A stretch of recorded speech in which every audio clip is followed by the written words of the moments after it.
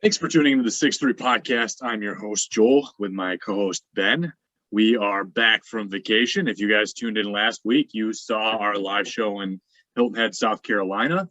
Yeah. It was just Ben and I locked in a bedroom together, real hot and steamy, mostly because the average temperature down there is about 84 degrees each day. Yep. But it's good to have you guys today on the 6-3, the day that the MLB officially announced the Detroit Tigers will win the AL Central next season after beating the White Sox in back-to-back games. Right. We talk about that. Right. You guys are just resting all your players now. You know, you haven't officially clinched, but Well, we could have if we won today. There was a chance if the Indians won today and then the Indians lost, then it could have been a clincher. But which are the Indians? They're still playing right now. Yeah, they play tonight. Well, I think they're playing like as of an hour and a half ago. Yeah, they might have been. Yeah. So it's kind of nice. The Tigers have played. They're 9-3 in their last 12 games, and that's playing games against the Rays and the White Sox. 11 straight against first place teams, I think. Yeah, they're playing really well right now. Yep. So happy to see it. I want to get your thoughts on a pretty busy weekend of football. The Detroit Lions took on the Green Bay Packers Monday night. Yeah. Aaron Rodgers was due to bounce back after taking a 38-3 wallop from New Orleans Saints. And he had some great stats. Aaron Jones was probably the MVP of the game. Lions played really well in that first half, up 17-14, going in after an Austin Siebert 48-yard field goal. Yep. So I like, and we were kind of talking in our little group chat too. Like that was Jared Goff threw some money balls and then had some questionable decisions. And this is why I noticed scouts measure or care about the size of hands in college, because Jared Goff has small hands for a quarterback. And we saw when it got a little wet from rain, he was slipping and sliding around with the ball in his hand. So it caused some trouble. And it's just he has to eliminate that stupid, and it's happened twice now, that stupid scrambling and then heave one up desperation interception. That can't be part of the game. Just take the sack. Take the sack. He's always been like that though. Even when it was LA, he's that guy he's not good at throwing on the run. He's not. And it's just we don't need just take the sack. If you're gonna be sacked, just take the sack. It's fine. You know. He was good early, especially early. Pretty much just taking what the defense gave him. So, I mean, overall, I would consider it a pretty good game. I do think the Packers' defense is terrible. So, and, you know, we'll see how that continues to evolve as the season goes on. But I don't think they're very good. But the Lions had a pretty good game plan schemed up on offense. And they were able to keep Rodgers on the sideline for most of the first half. I mean, that was the biggest thing. They were able to possess the ball, ran the ball, they mixed it up. It was really, really good. The defense just sat back and pretty much attempted to force the Packers to run the ball pretty much the entire first half, and it worked out. Even though the Packers I think the Packers scored on all but one of their drives of the second half, or the first half, I should say, but they barely had the ball. So they're taking up all this time just to move the ball down the field. And if you're able to, you know, move the ball on them on your own offensive end, that's how you beat a team you're probably not remotely as talented as. And that's kind of what the Lions did. And they stuck to the script, and everything went pretty much perfectly in that first half about as far as how the game was flowing and everything. You saw the young secondary with the Fitu Melifonwu also getting hurt. That sucked. And you have Jerry Jacobs and like AJ Parker and Bobby Price out there with the Amani Oruwariye. And you know what? The worst part about it is Tracy Walker is worse than all of them. He is terrible.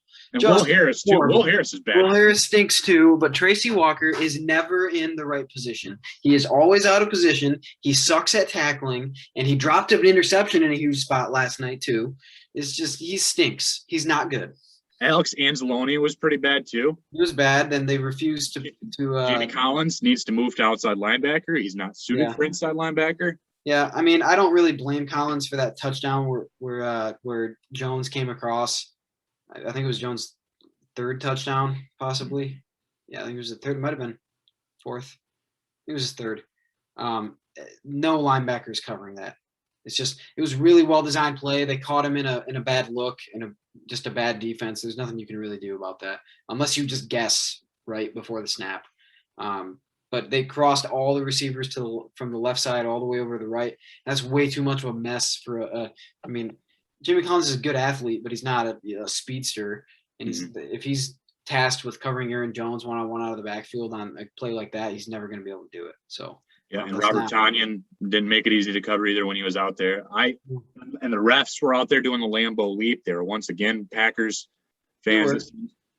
So it was kind of frustrating to watch some of those calls go against the Lions again. But they're a young team. I don't want to say it's a Dan Campbell poorly disciplined team, because I don't think that's what that is.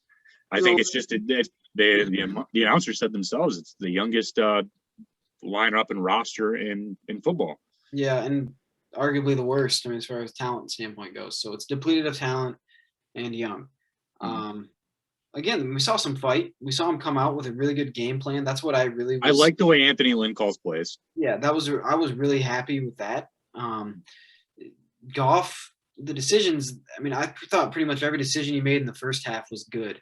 The decisions he made in the second half, it's just, they're driving down, so they just give up the lead. It was 21-17. They're driving down the field, and they decided to go for it on that fourth down because it was 4th and 3 or 4th and 2, and he's got a wide open back. We talked about this when we were talking last night. He's got a wide open back to check it down probably 5-6 yards. And he went to his favorite guy, Cephas. Force one to Cephas. And it's just like, I was watching the Peyton Manning and Eli Manning broadcast too for a lot of that game last night. And Peyton was just like, what are we trying to do here? He's like, that just was dumb. Like, that just doesn't make any sense. Like, you take a free play right there when you had him figured out, and they went fast with it too. So they wouldn't hurry up with it to keep that defense on the field so you could get your matchup on the running back, and they still tried to force it to a receiver who was pretty well covered. A perfect throw, and he probably has a catch, but that's asking a lot. That's asking a whole lot right there. And Louis Riddick said on the broadcast pretty much exactly what I was thinking in that instance is what Goff did was make that one read. It's like the coaches said right into his helmet, let's go to Cephas, and then they just made it his own one and only read. Didn't even bother because he had time. That offensive line was the king of they blocked so well. I was really excited with the offensive line. Yeah. But like you had Raymond and you had the running back on the flat that you could have easily gotten to. He did what I do in Madden sometimes. He picked the guy out before the snap, and he said he was going to throw it to him. And maybe they said in the headset, hey, we think we got a good matchup here with Cephas. Let's look Cephas here first, right? Or let's make sure we're looking at Cephas here. Great, that's fine. But what he was doing in the first half is he was getting through all of his reads and progressions. He knew he had time. So it's like he can go from the first to the second to the third guy and then check down if he needs to. If he had just done that play, he would have found, like you said, Raymond was open. But it's fourth down. You need just the yards. Just dump it off to the back. It's easy. It was there. It was, and especially because he was doing that most of the game. The backs were open, especially last game too. Week 1, the backs were open all game long.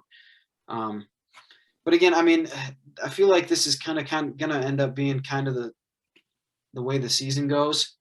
I think they're gonna have an ability to probably put together some pretty good game plans here because I think the coaching staff is good. Eventually, the talent kind of catches up to you though. And you got to play almost perfect to beat a team that is your margin of error is very small. It's almost nothing. In all actuality, because that's the way they have to play. They weren't going to stop Green Bay. The defense is bad. It's just not good. So I'm not surprised the game went the way it did. I was pleasantly surprised the way the first half went because it could have been worse. The Lions dictated how the game was going to be played. But eventually, the talent caught up, and as soon as the offense stopped clicking, the game was over. They weren't going to stop Green Bay. So the running game was I think Jared Goff had the longest run for the Lions. He had a 26-yard scamper, and I think he finished third of all NFL quarterbacks in week 2 in rushing yards at 46. So, they have to look forward to the number 1 rushing quarterback in the NFL next week with Lamar Jackson and the Baltimore Ravens. I will be at that game because of my Lions season tickets. Right now, they still plan on Melifonwu being out. So it sounds like it's probably pretty bad. Yeah. So. And then I think Tyrell Williams is still going to be in concussion protocol. Yep. Benefit is the Ravens have Brandon Williams possibly out, Ronnie Stanley is possibly out, Derek Wolfe and Jimmy Smith also possibly out. So those are pieces. But Lamar bounced back from a rough first game and a rough first half last week too, and then against the Chiefs, and then beat the Chiefs, which is no easy task. Right. So Lamar got together. I thought he's going to hurt himself on that flip. I felt that was dumb to do in that situation, but the Ravens also don't have wide receivers. I mean, Hollywood Brown's had a good first 2 games so far. I don't know how it's going to continue as he's struggled in the past. Again, the running game is pretty much Tyson Williams. I feel like he'll probably have a pretty good game against the Lions. I mean, and the problem is Melifonwu had some moments last night too. He had a couple of times where he was in real good position. The one that hit him right in the head. In the head. If he just turned around, he could have had a pick. Mm-hmm. That was pretty stupid. But he had some moments where he looked decent, looked pretty good. Mm-hmm. But again, it's like now that guy's out, so you can't. You're pretty much Jerry Jacobs and Bobby Price and Amani Arouari. Right. And so it's not a good situation, but I expect Lamar. I think they're going to put up 35 plus points in the line. So the Lions pretty much have to go toe to toe, and I don't think you're going to do that against a pretty disciplined Ravens defense. Correct. I don't expect. Ravens, I think they're pretty good. I'm pretty high on the Ravens overall. Even with the injuries, I think they're a good team. So. Yeah, Lamar is leading the team in rushing yards, so that's something. But obviously, they lost the overtime game in week 1 to the Raiders. But then obviously going toe-to-toe with Patrick Mahomes and the Chiefs, that's a tough task. So, and then a ballsy call. Yeah, and I think the Raiders are maybe better than people thought they were going to be. I think the Raiders, I was going to ask you other teams that you feel like have just continued to impress. We talked about players and teams that impressed week 1, but I think the Panthers and the Ravens are definitely teams to keep an eye out. And then, not the Ravens, the Raiders. The Raiders and the Panthers are the AFC and NFC team for me that have shown the most surprise. The Panthers just beat down the Saints, who just beat down the Packers. Obviously, that could have been a very well fluke game. But Panthers defense showing some solid discipline. So. Well, Panthers, and I think Sam Darnold's played a little bit better than I thought he would. I mean, he hasn't been amazing, but he's made some plays where it's like, all right, maybe he's okay. Like maybe, because I'm pretty down on him overall, just because I don't think he's very good, but he's been better. And obviously having Christian McCaffrey back, and that changes that whole team. But they've impressed in a couple weeks, and the Raiders. Derek Carr has been awesome. I mean, I've always liked Derek Carr. I've always been a pretty big fan of his, but he's been really, really impressive to start this season off.